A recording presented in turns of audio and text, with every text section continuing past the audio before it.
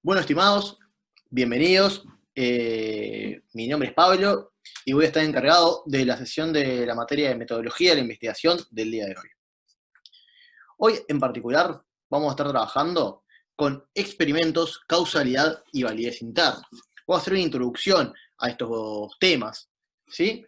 Enfocados más que nada a la idea de experimentación y de qué es un experimento, e intentando vincular esta noción con la idea de causalidad y validez interna. Vamos a intentar entender qué relación existe entre los experimentos, las inferencias causales y qué son los problemas de validez interna y cómo los experimentos pueden ayudarnos a solucionarlos.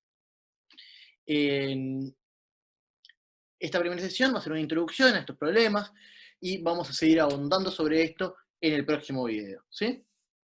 Entonces, lo primero, ¿de qué hablamos cuando hablamos de experimentos? Lo que están viendo en pantalla es una captura de la búsqueda de la palabra experiment en imágenes de Google. Y de alguna forma esto refleja lo que normalmente pensamos cuando pensamos sobre experimentos.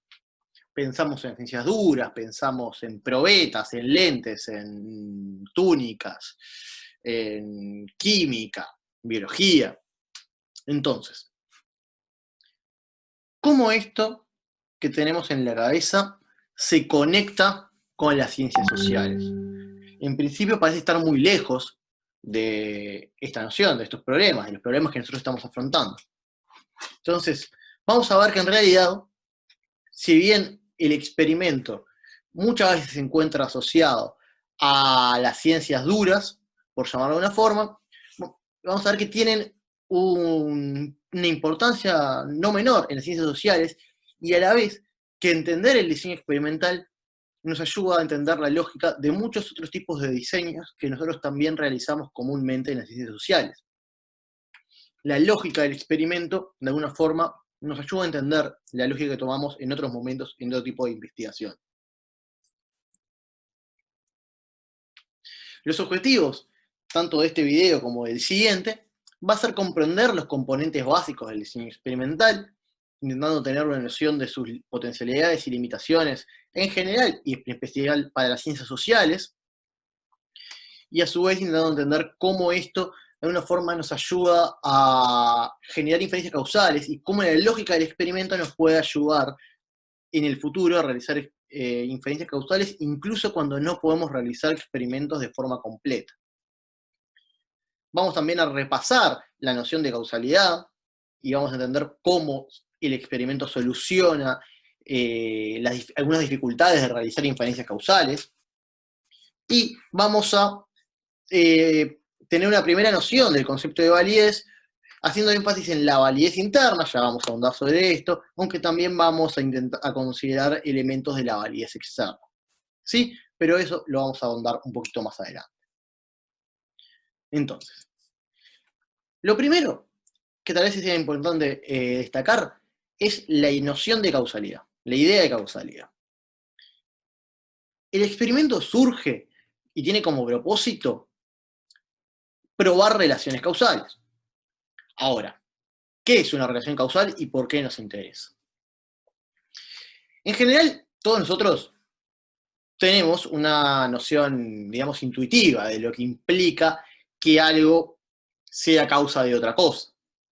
Sin embargo, muchas veces no terminamos de sistematizar o de precisar cuáles son los criterios o las condiciones necesarias para que esto ocurra de forma lógica. Tres criterios son esenciales en este sentido. En primer lugar, la antecedencia temporal. Evidentemente, y esto parece bastante obvio para todos, la causa, lo que nosotros vamos a considerar que es la causa, debe ocurrir antes que lo que nosotros consideramos que es el efecto. ¿Sí? Es lo que de alguna forma nos permite establecer la relación causal. Si no, sería imposible entender que algo que pasó después causa algo que pasó antes. Ahora bien, no alcanza, evidentemente, con la antecedencia temporal, sino que también tiene que ocurrir una correlación sistemática entre aquellos fenómenos o variables que nos interesa medir. que nos interesa analizar causalmente. Esto quiere decir que debe existir una covariación entre la variable independiente y la dependiente. Y ya adelantamos, normalmente hablamos de la variable independiente o de las variables independientes como aquellas que son causa, y la variable o variables dependientes como aquellas que consideramos efectos.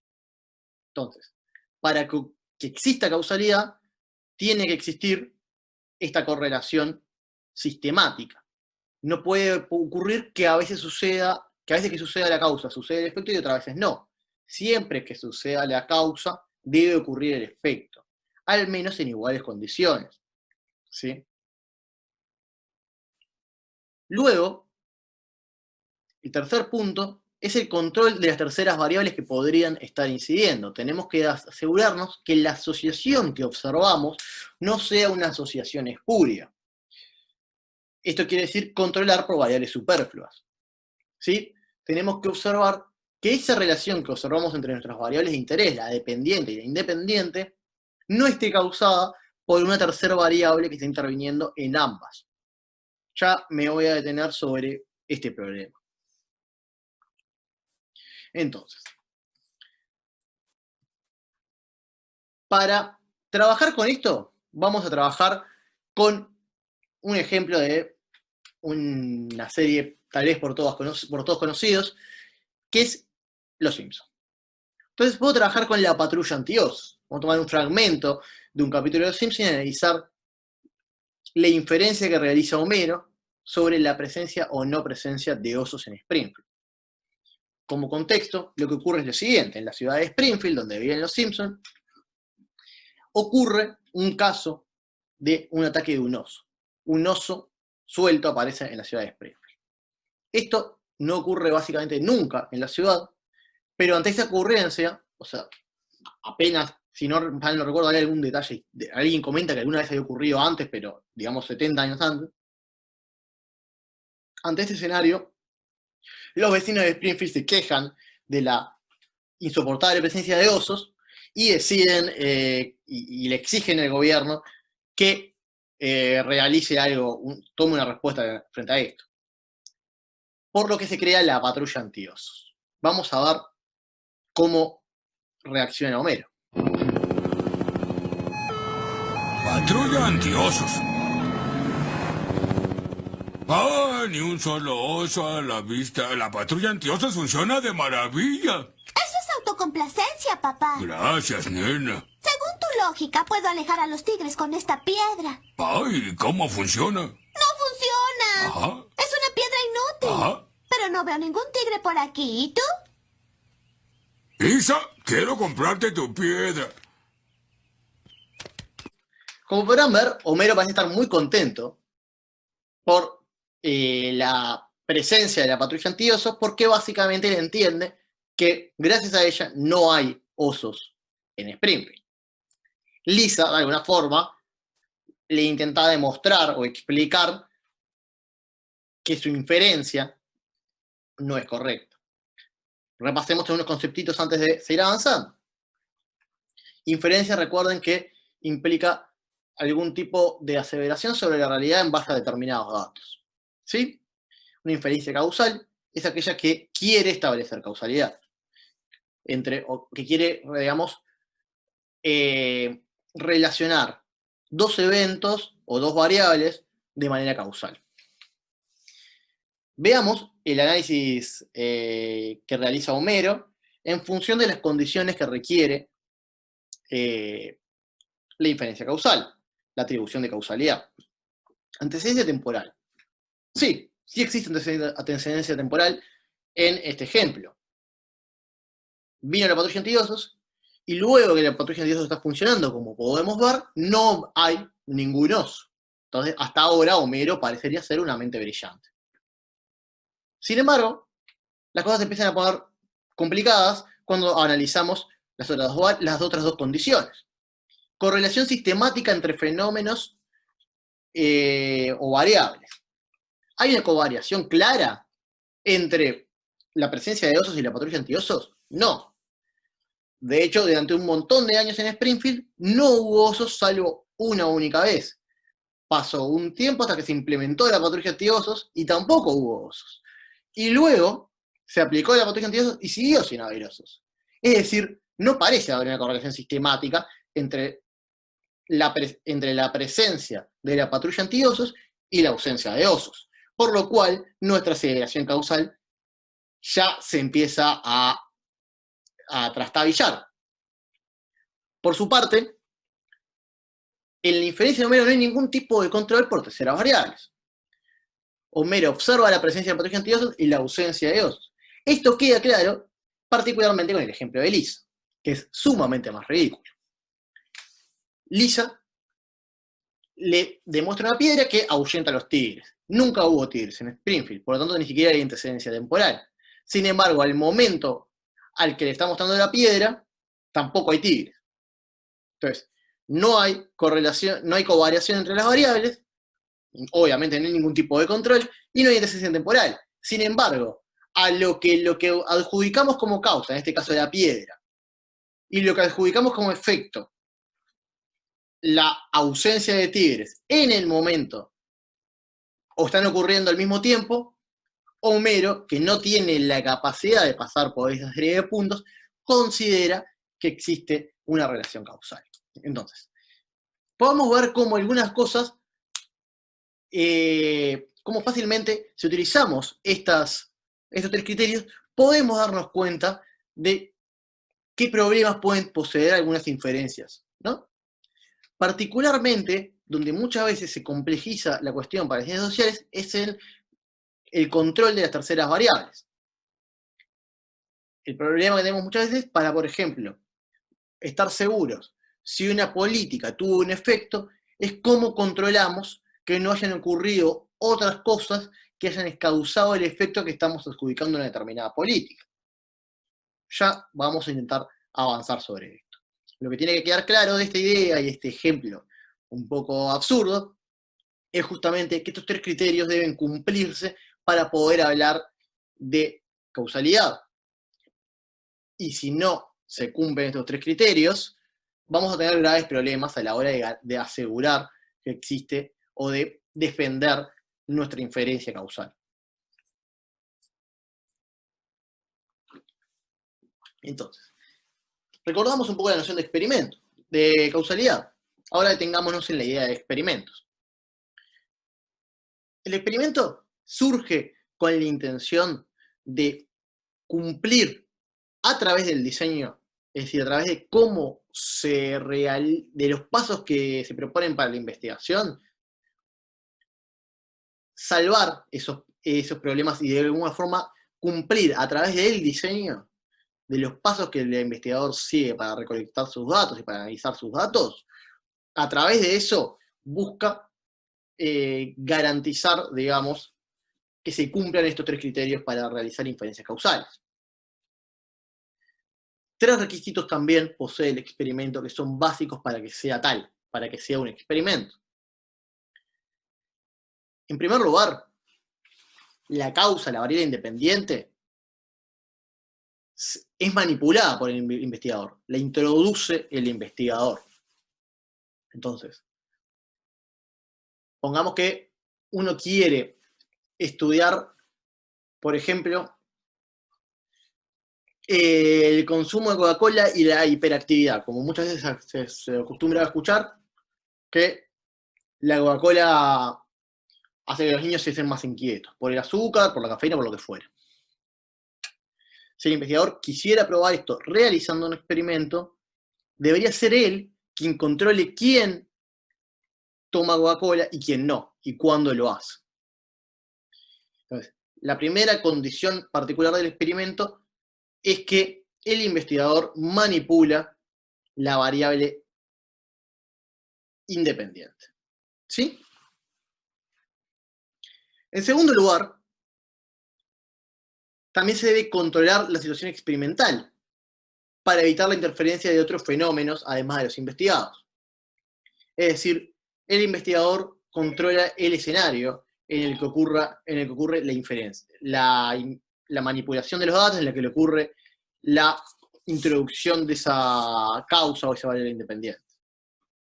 Es decir, el investigador va a poseer una suerte de laboratorio más propio de los casos de las ciencias más duras, pero también va a ser parte de las investigaciones sociales, va a tener un escenario controlado donde va a someter a los individuos a determinados estímulos y va a observar las consecuencias que eso genera, ¿sí? De forma tal de garantizar que ambos escenarios, para aquellos a los que ya vamos a hablar del grupo de control y del grupo experimental, pero para garantizar que existe, digamos, la posibilidad de comparación. Y finalmente, el experimento requiere de la atribución aleatoria de las unidades en grupos experimentales y de control. Entonces, el experimento va a tener necesariamente un grupo experimental y un grupo de control. Es decir, dijimos que íbamos a manipular la causa. Es decir, íbamos a manipular la variable independiente. Eso quiere decir que a algunos individuos les vamos a dar el estímulo y otros no. A algunos niños les vamos a dar Coca-Cola y otros no. Entonces vamos a tener un grupo experimental y un grupo de control. El grupo experimental van a ser aquellos a los que se les da Coca-Cola. Y el grupo de control va a ser aquellos a los que no. Esto va a ser hecho en dos escenarios similares. Es decir, pongamos que invitamos a una familia con su hijo a la misma habitación, en el mismo lugar, a la misma hora, le damos la misma cantidad de Coca-Cola a todos los niños y a los otros niños no le damos Coca-Cola en el mismo lugar. Es decir, vamos a controlar todo lo que podría estar interviniendo sobre la hiperactividad en este caso. Que tal vez no es la palabra correcta, tal vez sea, no sé, el grado de actividad, excitación, podrían haber otras ideas, porque no sé si es necesariamente hiperactividad. Entonces, hasta ahí. Ahora bien, ¿cómo vamos a asignar los niños que reciben Coca-Cola y los niños que no reciben Coca-Cola? Esto lo vamos a hacer de forma aleatoria. ¿Y por qué lo hacemos de forma aleatoria? Por la ley de los grandes números. ¿Cómo funciona esto? Si nosotros tuviésemos solo dos características de variación entre los individuos, como puede ser, por ejemplo, el caso de una moneda. Una moneda puede salir cara o puede salir cruz. Eliminemos la probabilidad de que quede de canto, que es casi que infinitamente baja. ¿Qué ocurre? Si nosotros tiramos relativamente pocas veces la moneda, podemos obtener, digamos, si yo tiro 4 veces la moneda, no es difícil que de repente salga 3 veces cara y una vez cruz. Ahora bien, siendo que la probabilidad de que salga de un lado o de otro, suponiendo que la moneda esté equilibrada, es la misma, se supone que si tiramos la moneda una cantidad de veces lo suficientemente alta, la probabilidad va cada vez más a acercarse al 50-50, a la probabilidad real de ocurrencia de cualquiera de los eventos. Cuando asignamos de forma aleatoria a un número suficiente de individuos, es la forma más sencilla de hacer que los grupos sean equivalentes. Si tenemos la cantidad de casos suficientemente alta, podemos imaginar que cualquier sesgo va a estar nivelado a su media en cada uno de los grupos. ¿Sí? Es la forma más sencilla de evitar el sesgo, generando una asignación aleatoria. Por eso esto es central. ¿Sí? Es una forma de hacer que los grupos sean equivalentes y por lo tanto que no haya problema a la hora de compararlos unos con otros. Veamos un breve ejemplo, pero antes detengámonos con esto. Me estaba adelantando.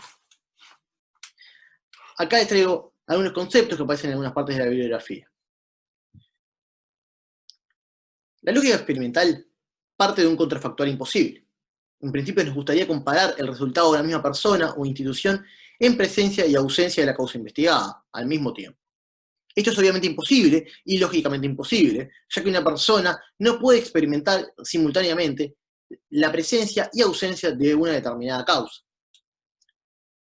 Esto es lo que Kinkyoin y Berra llaman, y que en realidad viene en la tradición de Holland y más para atrás, lo que se llaman uno de los problemas básicos de la inferencia causal. En realidad, nosotros no podemos, o sea, lo que nos gustaría poder hacer es al mismo niño darle y no darle Coca-Cola a ver si se comporta de forma distinta. Esto lo podemos hacer en el tiempo, pero eso podría tener problemas. Entonces, lo que normalmente hacemos es intentar generar dos grupos que suponemos son iguales y a uno ofrecerles el estímulo y a otros no. Ahora, con el caso del niño y la hiperactividad podríamos hacer el experimento de, que en realidad es un cuasi experimento, ya vamos a tener tiempo para esto, de en algún caso darle Coca-Cola, digamos, un día sí, otro día no, otro día sí, otro día no, otro día no, otro día no, otro día sí, otro día sí, otro día no, de forma relativamente aleatoria, y ver cómo los efectos que le causa cuando toma y cuando no toma Coca-Cola. Ahora bien, esto solo ocurre cuando el efecto se agota en el tiempo. Sin embargo, muchas veces esto también es imposible. Por ejemplo, si yo voy a probar una determinada estrategia educativa, no puedo hacerlo sobre el mismo niño, porque si el niño ya aprendió aquello que le quiero testear, ya es muy tarde. Por eso es que normalmente hablamos de la lógica de comparación entre grupos. ¿Sí? Esto es lo que aparece en este punto. Pero la opción de los experimentos es la que explicamos hoy. ¿Sí? Que permite a su vez esta otra opción que les comentaba, en los casos en los que no tenemos claro si el efecto que suponemos que estamos produciendo se va a ir en el tiempo o no. Ahora sí, vamos a meternos con este ejemplito del trabajo de Ash, que habla sobre, que se llama Traducido, es un experimento muy viejo, realizado en el 51, se llama Efectos de la presión de grupo en la modificación y distorsión de los juicios. Entonces, Ash se pregunta, ¿cómo afecta la presión del grupo sobre los juicios de las personas? Todos tenemos, de alguna forma, bueno, tal vez no todos, pero por lo menos yo soy bastante consciente de que cómo el resto de las personas a mi alrededor se comportan afecta bastante que es con las decisiones que yo tomo, cómo me comporto, qué hago, etc. Ash parte de esta inquietud, de esta noción, de esta hipótesis o de esta pregunta, y desea someter a prueba el efecto que produce la presión del grupo sobre la percepción. Y para eso realiza un diseño experimental. ¿Qué es lo que hace? Ash toma un grupo de voluntarios y los dividió aleatoriamente, cumpliendo con uno de los puntos del experimento. Y a ambos grupos se les hizo la misma prueba visual, controlando entonces acá el contexto experimental. Ya vemos cómo va cumpliendo las cuestiones de los puntos centrales de la experimentación. Ahora bien, y acá es donde aparece la manipulación de la variable independiente. Para un grupo experimental, la prueba fue realizada en conjunto con otros individuos que eran actores y que dieron de forma global, con ciertas diferencias, una respuesta incorrecta y básicamente la misma respuesta. Los individuos tenían que determinar cuál era la línea más larga de una serie de líneas que se les estaba mostrando. El grupo experimental realizó la prueba con otros que eran actores y que marcaban que una línea que era incorrecta era la más larga. El grupo de control sencillamente hacía la prueba sin la presencia de otros. Y lo que Ash observa es que entre aquellos que realizaban la prueba con los actores, las probabilidades de señalar una línea que no era significativamente más alta. Es decir, que ya sea por presión del grupo, o por falta de confianza en la respuesta, o porque realmente se convencían, no importa cuál es el mecanismo en este caso, o porque se convencían de que efectivamente la línea que todos marcaban era más larga, muchos de los individuos del grupo experimental se equivocaban, muchos más que los del grupo no experimental, del grupo de control. De esta forma, Ash puede concluir que la presión del grupo tiene incidencia sobre los juicios de los individuos, que la presión del grupo es la que está causando, en este caso, esa distorsión en los juicios de las personas. Podemos luego indagar aún más en cuál es el mecanismo causal que está de fondo. ¿Qué es lo que discutíamos antes? Si es que las personas están convencidas que la línea más larga es otra, sin embargo, para concordar con el grupo, señalan la que es para evitar discutir, porque les da cosa, es porque tienen poca confianza en su juicio y consideran que si la mayoría tuvo razón, ellos deben estar equivocados, se autoconvencen y la ven realmente distinta. Bueno, son otras discusiones y se podrían hacer sucesivos experimentos o sucesivas preguntas o sucesivas pruebas para intentar dar cuenta de eso. Pero de alguna forma, así es como funciona la lógica experimental en la práctica. Este tipo de lógica tiene como virtud justamente que logra a través del diseño controlar las amenazas a la validez del experimento. Y cuando hablamos de validez, hablamos de la verdad aproximada o la verdad que nosotros suponemos que la inferencia tiene. ¿Sí? En particular, y esto vamos a volver y vamos a desarrollar con más atención más adelante, el experimento en su diseño logra sortear los problemas de validez interna que refieren hasta qué punto la correlación observada responde a un fenómeno causal y no a una relación espuria.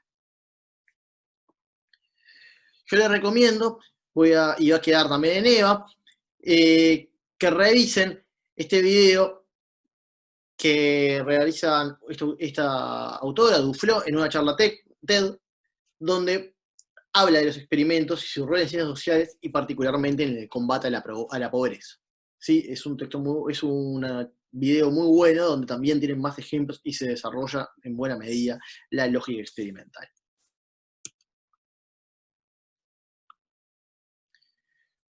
Antes de cerrar este primer video, algunas nociones generales. Esto responde a cómo normalmente se escriben los experimentos. ¿Cuál es la notación que normalmente se utiliza? La O quiere decir observación. Entonces, donde yo marco una O, estamos hablando de que se realizó una observación, se midió a los sujetos en lo que nos interesara. La X habla de exposición del grupo a una variable experimental cuyo efecto hay que medir. Es decir, la X es, digamos, la presencia de la variable independiente, de aquello que nos interesa observar su efecto. Y la R da cuenta de la asignación aleatoria a distintos grupos de tratamiento. Veamos esto en algunos ejemplos de diseños experimentales clásicos.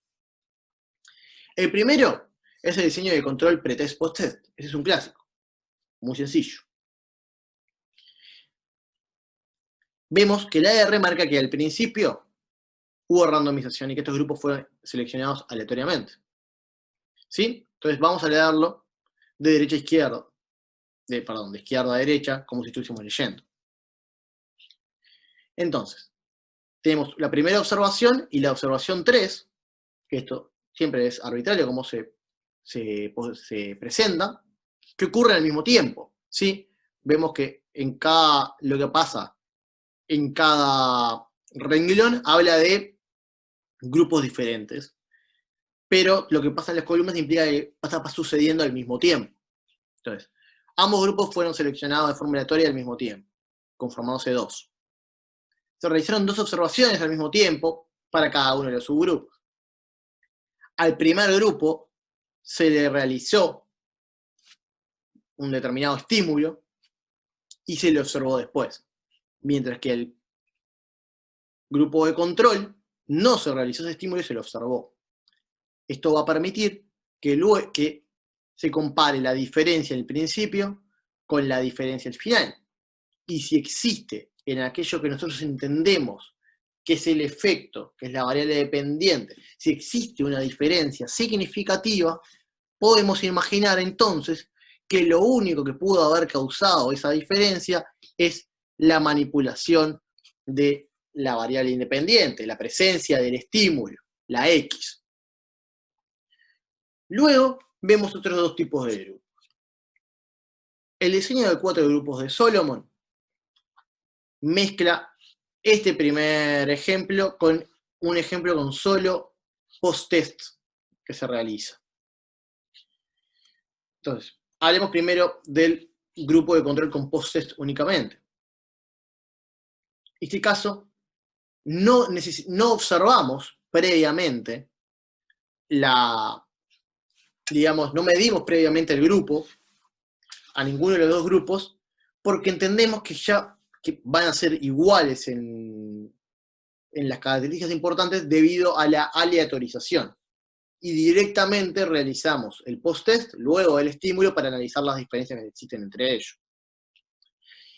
El diseño de 4 grupos de Solomon busca de alguna forma cubrir todas las posibilidades.